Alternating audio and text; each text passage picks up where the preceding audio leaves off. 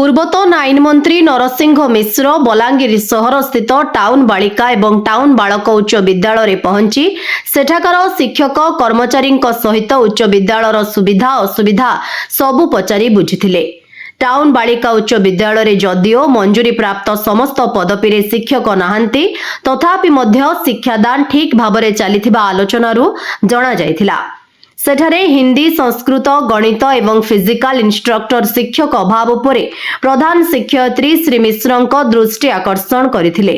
रात्रि जगुआड़ी पद खाली थिबारु स्कूल रो निरापत्ता को नै शिक्षक माने चिंता प्रकट करथिले। मैट्रिक परीक्षा फल को नै श्री मिश्र संतुष्टि प्रकाश करथिले। खेल विभाग रे मध्य विशेषकर बैडमिंटन और खो खो रे स्कूल रो खेलाड़ी माने जातीय स्तर पर्यंत भाग नेउछंती। परे श्री मिश्र टाउन बालक उच्च विद्यालय रे पहुंची सेठाकार भारप्राप्त प्रधान शिक्षयित्री एवं शिक्षक तथा कर्मचारी सह आलोचना करथिले। एठारे मध्य मैट्रिक परीक्षा आशानुरूप थिबा जणा पड़िथिला। अणशिक्षक कर्मचारी अभाव जोगु अनेक गुड़िए शिक्षा आनुषंगिक कार्य सुचारू रूपे होई पारु नथिबा आलोचना बेले शिक्षक माने जणाइथिले। स्कूल कोठारे पानी गळुथबारु एही समस्या समाधान पई पदक्षेप नियाजिबो बोली श्री मिश्र प्रतिश्रुति देथिले।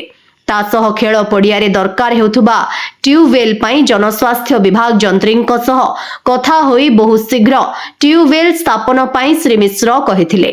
पूर्त जंत्री मध्य उभय टाउन बालिका और बालक उच्च विद्यालय पूर्वर आलोचना होइथिबा पीआर हाईस्कूल खेल पड़ियारे शौचालय एवं सरकारी बालिका विद्यालय एक सेट निर्माण पई पदक्षेप नियाजिबो बोली पूर्वतन आईन मंत्री नरसिंह मिश्रଙ୍କ अनुरोध क्रमे सम्मति प्रकाश करथिले।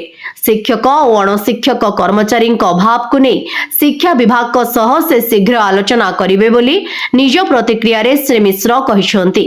आजिर एही परिदर्शन समय रे टाउन बालक हाईस्कूल रो भारप्राप्त प्रधान शिक्षयित्री मिता भोई, जोगमाया षडंगी, कल्याण उगदाता, अनाकर साहू, मधुस्मिता साहू एवं बालिका उच्च विद्यालय प्रधान शिक्षयित्री अरुंधती बढ़ई, जजाति केशरी प्रधान, सत्यानंद विश्वाल, कृष्णचंद्र बाग, कविता मिश्रଙ୍କ समेत अन्य कर्मचारी उपस्थित थिले।